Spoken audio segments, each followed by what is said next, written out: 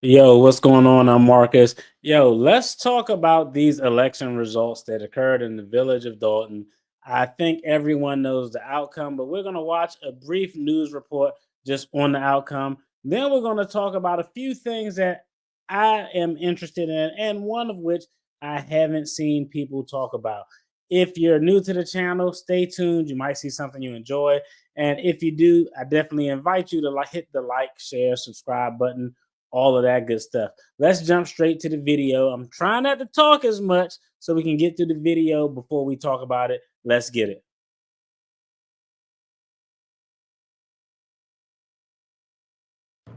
I'm Jermont Terry with CBS News Chicago here on the stream where we are live in Dalton, where the voters of Dalton have obviously spoken. We are learned that and trustee Jason House has won 88% of the votes. We are waiting to talk to the mayor-elect in his first interview since the polls closed at 7 o'clock. Here it is going on 8 o'clock and on this, 7:45, going on 8 o'clock in this election day Tuesday. We have the mayor-elect right here. We're going to try to talk to the mayor. Mayor-elect Jason House, congratulations on your win tonight. You're live on CBS News Chicago. Let's talk about it. 88% of the votes, the voters decided. How do you feel tonight, sir? I feel ecstatic. The voters have spoken. They've spoken in a loud way, and I've said it before, and I'll always say it. This does not represent Dalton. We had one rogue individual. I'm sure Dalton is proud, and we are happy that we're ready to change the narrative. I mean, you have been campaigning for some time, but it's one thing to see the amount of people who came out. Your challenger, Mayor Tiffany Henyard, did not even get 1,000 votes. What does that say overall to the message that you had going, sir? Well, it's not to the message. It's the message that the people have said. The people have said we're fed up. They expect more, and they're going to expect more from this administration or from the future administrations. I'm proud of the residents of Dalton. I think their voice has been heard very loud and clear. How do you feel? Let's talk about it. I mean, it's been, there was a lot of things said about you and things of that nature in this campaign from the Mayor Tiffany Henyard as now the title Mayor-elect Jason House. How does this feel? Has it sunk in for you? Well, it hasn't sunk in, and I'm the Democratic nominee. I understand. There's one more race to be run. We can't put the cart before the horse. And I'm just proud of our team, proud of the campaign staff, proud of the volunteers, proud of the residents for showing up. You said when I talked to you earlier today that you would reach out to Mayor Tiffany Henyard if you prevail. Has there been any conversation? Has she reached out to you, sir? Well, she has not reached out to me. And candidly, you gave me some numbers that I didn't know. I knew that we were ahead, of course, but I didn't know the numbers. I'm still going to get in good with the team and assess where we're at, what we have to do for our next steps. All right. How optimistic are you that you can also prevail in this general election in April? I'm equally as optimistic. Our team has been working, the trustees, myself, we've been listening to the residents. We will continue to do that. And I feel that's what we demonstrated, and that's what we're working towards. My final question to you: if you can tell Mayor Henyard anything at this moment, what do you tell her, sir? I would say the same thing to her as any other elected officials. Listen to the voices of the residents. There are still ongoing investigations, ongoing probes. Do you believe that they should continue? And ultimately, what do you think they will show, sir? Well, I feel any activity that's done is incorrect. That should continue to be followed. And so if there's a FBI investigation, of course, I don't get to say so over it anyway. But I feel certainly that should move forward. Our focus is the village of Dalton, what's best for the residents. All right. Anything else you want to add about your victory tonight? I'm just excited to celebrate. I'm proud of our team. Clerk Allison Key, Trustee Brittany Norwood, Trustee Kiana Belcher, both reelected, and Trustee Edward Steve coming back on the board. So I'm proud of our team. I can say thank you 100 times. There's a million people to thank in this process. Was this a difficult race to run? I mean, we know you ran previously, I think in 2009, correct? As for mayor, correct? Correct. But you served previously, you were on the ticket with her.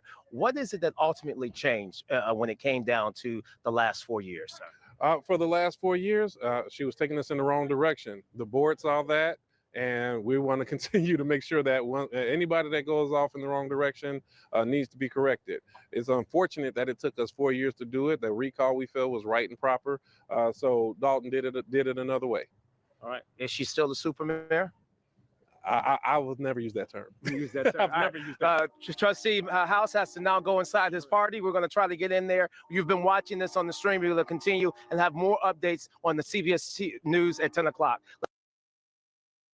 Okay, hey, shout out to the residents of the village of Dalton for getting it right, for not being deterred because of the failed recall, and pretty much, in my opinion, which was a bungle by the village attorney. Shout out to a round of applause to the village, for the residents, for getting it right, for being motivated to come out after 4 years of dealing with this BS. So let's give them a round of applause.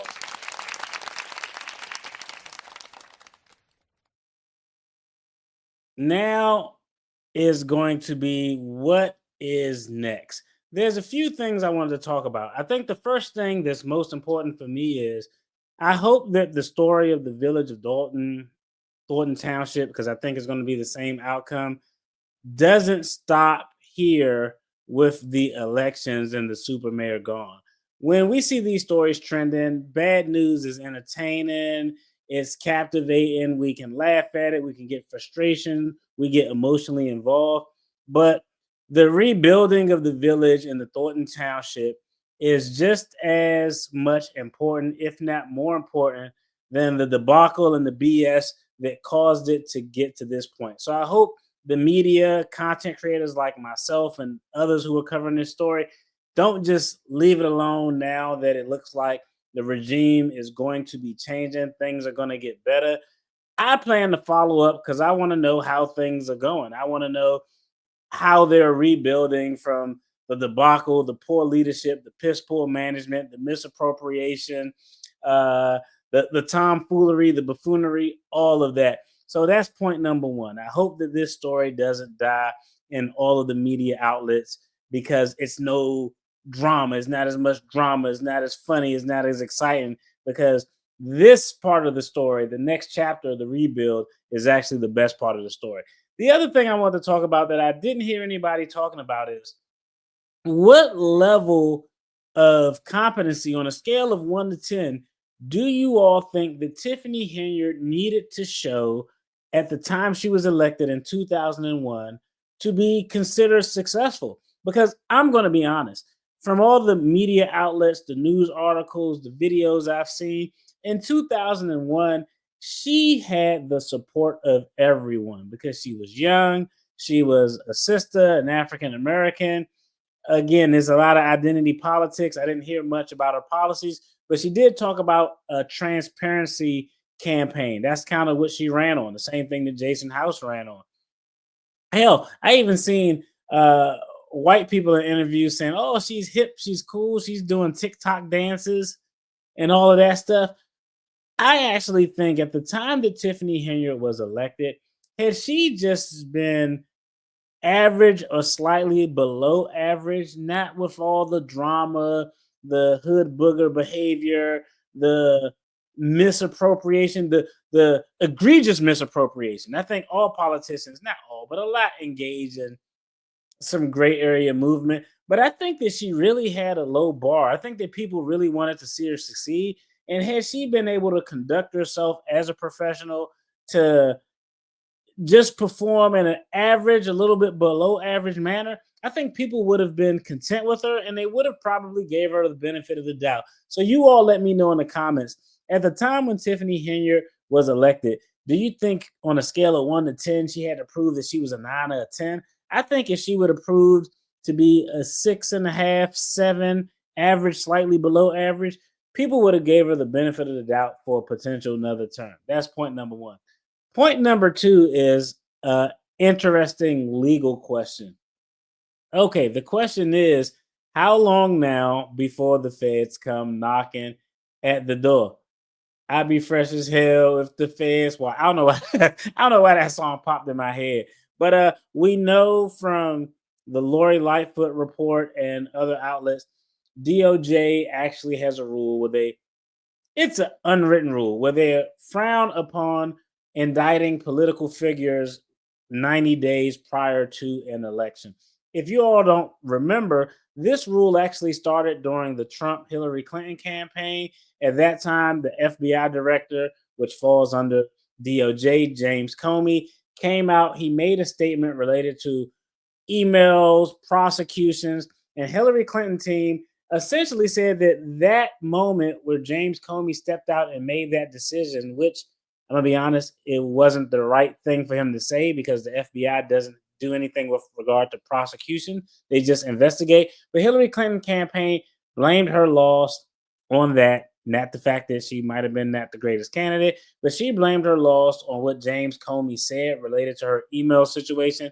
And because of that, the DOJ said 90 days before elections, we aren't indicting people. We're going to kind of stay out of it.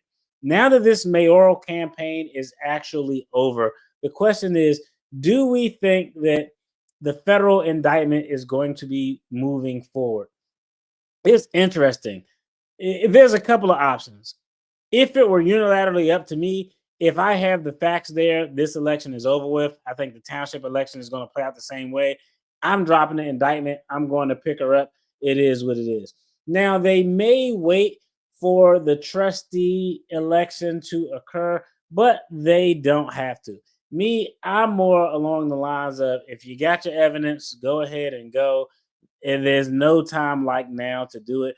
But I think it's going to come sooner than later. I don't know if it's going to come before the trustee election, but I do feel like we're probably about 3 to 5 months away. Remember, most federal charges, not all, but most, have a 5-year statute of limitations. So all of those allegations surrounding Tiffany Henyard are still right.